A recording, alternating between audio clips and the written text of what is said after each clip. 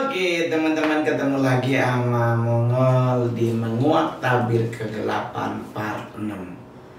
Jadi setelah sekian lama, mungkin 2 mingguan kamu nggak ngeposting apapun, hari ini kamu akan membahas tentang Menguak Tabir Kegelapan part 6, tentang aksesoris satanik. Oke, jadi buat teman-teman, kita harus ingat baik-baik, yang namanya dunia satanik itu adalah sebuah komunitas, sebuah dunia yang kalau mau dibilang jujur-jujuran, ya mereka sangat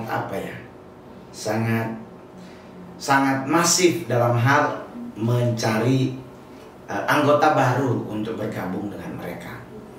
Jadi segala macam cara akan mereka lakukan untuk membuat mereka memiliki jiwa baru, memiliki anggota baru, memiliki member baru yang akan mereka pilih dengan cara yang luar biasa.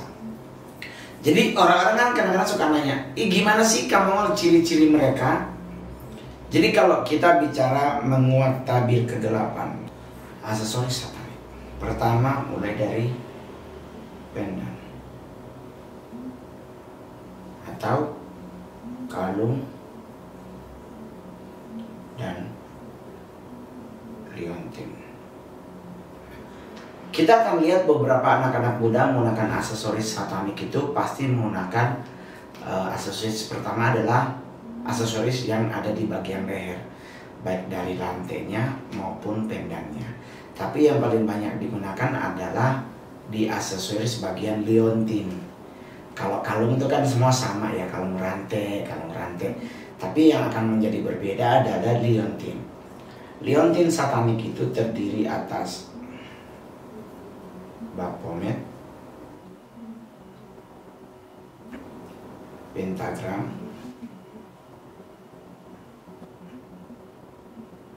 dolphin, salib terbalik,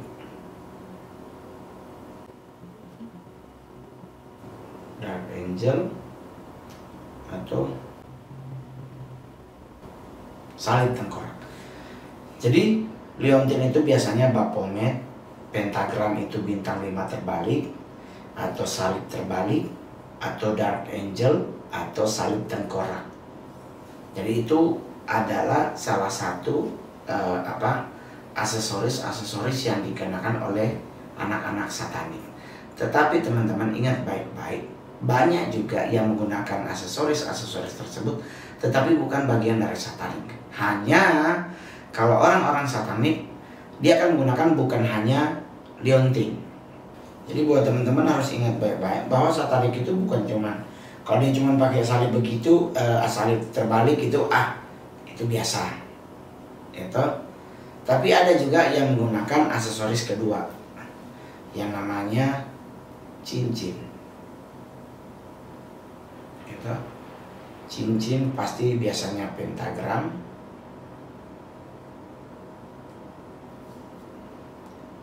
dolphin,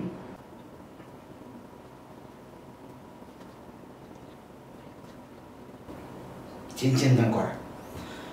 Jadi cincin pentagram itu adalah cincin yang bintang segi 5 terbalik, selalu digunakan di tangan kanan, digunakan untuk mencari jiwa dalam hal namanya pencarian darah. Kalau cincin salib terbalik, cincin yang salibnya benar terbalik.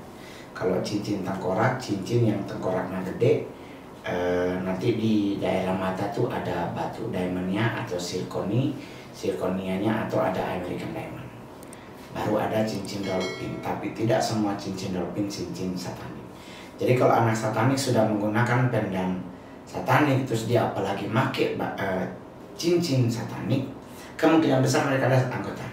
Tapi kalau cuma pakai gelang, pakai cincin tapi nggak pakai kalung, itu aman-aman aja. Tapi kalau dia udah pakai kalung, ternyata nggak pakai cincin, itu berarti biasa. Cuma mungkin orang suka yang aksesoris metal, dark aksesoris gitu. Tapi kalau dia sampai sudah menggunakan 2 benda yang sama, itu juga belum tentu. Tetapi kemungkinan besarnya pasti bisa. Baru dari sisi penggunaan topi. Jadi kalau dia pakai cincin, dia pakai galung, baru dia masih aksesoris baju dulu sebelum topi. Baju, ya kan? Kalau dia pakai baju cenderung selalu sewarna, hitam, kalau enggak putih. Kalau dia pakai hitam berarti hitam semuanya. Kalau dia pakai putih, putih semuanya. Nggak pernah dia pakai hitam putih. Jadi kalau dia nge-choice dia pakai hitam, hitam semua. Sepatu juga hitam, putih, putih semua. Nanti dia baru pakai aksesoris tersebut, seperti aksesoris yang udah kamu mau jelasin tentang pendan maupun cincin. Baru yang akan digunakan kalau lagi nyari-nyari jiwa adalah topi. Berbagai macam topi digunain, hanya topi yang ada tulisan-tulisan tertentu yang akan menjadi bagian dari satanik. Contoh tulisan tentang love diabolos atau love hand atau love lust atau love hand. Nah ini ada topinya dijual. Nah kalau mereka udah menggunakan pendan, menggunakan cincin, menggunakan baju yang kalau nggak hitam putih hitam, terus dia pakai topi, itu fix 100% adalah anggota satanik. 4 digunakan, otomatis pasti anggota satanik. Kalau dia pakai sepatu, apakah kamu anak satanik pakai sepatu boots enggak? Kalau dia pakai hitam, atas hitam, semua pasti akan hitam. Mau dia pakai sepatu boots iya, mau dia pakai sepatu stiletto juga iya, dia mau pakai sepatu Keds juga iya, dia mau pakai sepatu Converse juga iya. Yang penting semua senada, sewarna. Kaos hitam, celana hitam, sepatu hitam. Kaos putih, celana putih, sepatu putih. Terus baru nanti pakai cincin. Bukan cincin batu begini, enggak, cincin yang kalau nggak dia perak, dia pakai emas. Biasanya pakai paling rendah lah American Diamond, itu pasti dia pakai. Jadi buat teman-teman yang sudah ketemu dengan hal-hal seperti ini, mendingan diwaspadai, karena biar bagaimanapun Anda adalah target utama dari penyesatan saat ini. Jadi penyesatan saat ini hanya mencari anak-anak muda, tidak mencari orang tua. Jadi buat kita yang sebagai generasi muda, lebih bagus waspada dan waspada. Kalau ada yang nggak kita kenal tapi ngajak salaman, atau ada yang kita nggak kenal tapi ngajak ikut sebuah kegiatan peribadatan atau kegiatan ngumpul-ngumpul anak muda, mendingan tolak dengan mentah-mentah. Kalau dia maksa ya langsung, kita kalau boleh marahin kalau orangnya agak sedikit tambeng maksain, oh yuk ikut yuk, langsung say no itu kalau enggak. Katakan tidak kalau itu tidak. Jadi kita sebagai generasi muda, kita harus memperlihatkan bahwa kita adalah generasi muda yang bukan generasi sembarangan. Kalau orang muda bilang, kayak apa kira kita dong lemong, ya kan? Jadi harus perlihatkan sebagai generasi muda yang punya prinsip, ya toh. Jadi kalau Anda suka nge-mall, suka kemana-mana, suka ngapa-ngapain, terus ketemu anak-anak muda yang sepertinya, wow, terus yuk kita ikut ibadah kaum muda, yuk gereja komunitas gua gitu-gitu. Sebenarnya kalau buat Anda yang beragama Kristen lebih gampang nanya ke mereka, menurut kalian Yesus itu siapa? Menurut kalian Yesus Kristus itu siapa? Jadi itu yang paling gampang. Jadi nggak usah terlalu ribet dan doktrinal ini baptis ini, nggak usah. Langsung tanya kepada mereka, kalian ini dalam agama kalian Yesus itu siapa? Ini khusus yang beragama Kristen. Buat yang beragama Muslim, Anda juga bisa melakukan hal yang sama. Percayakah Anda dengan Nabi Muhammad?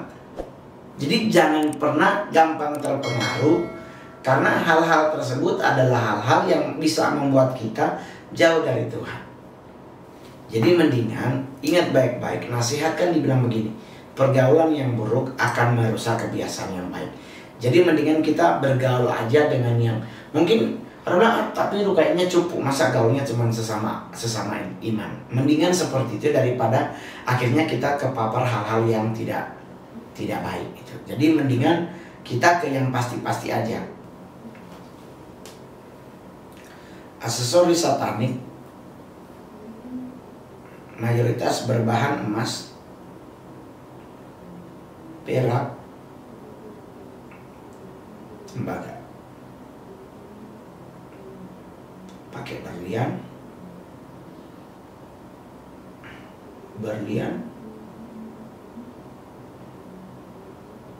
tidak.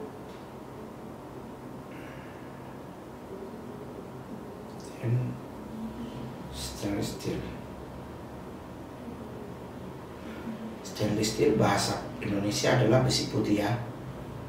Besi putih.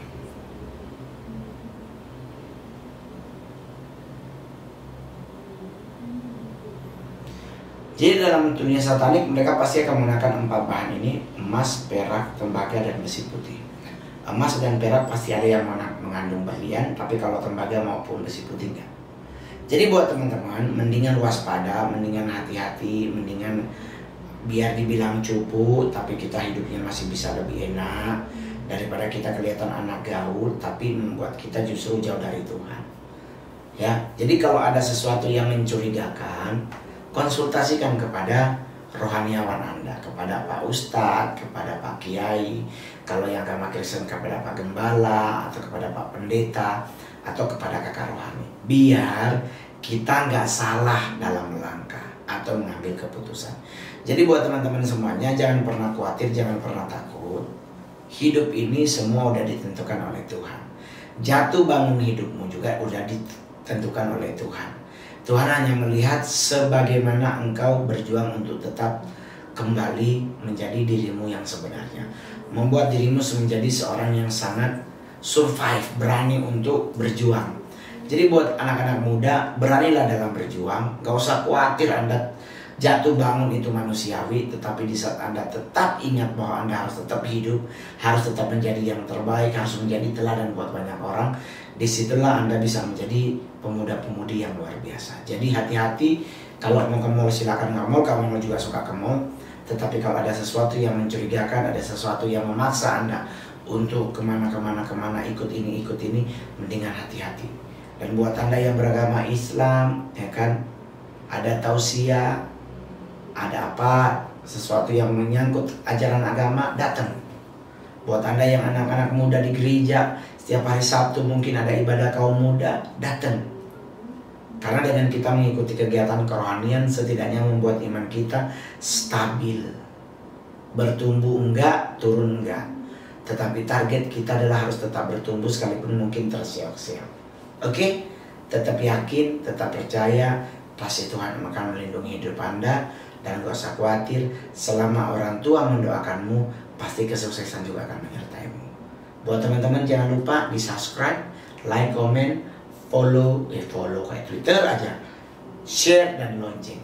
Thank you, saya Mongol. Bye bye, God bless you all. Thank you.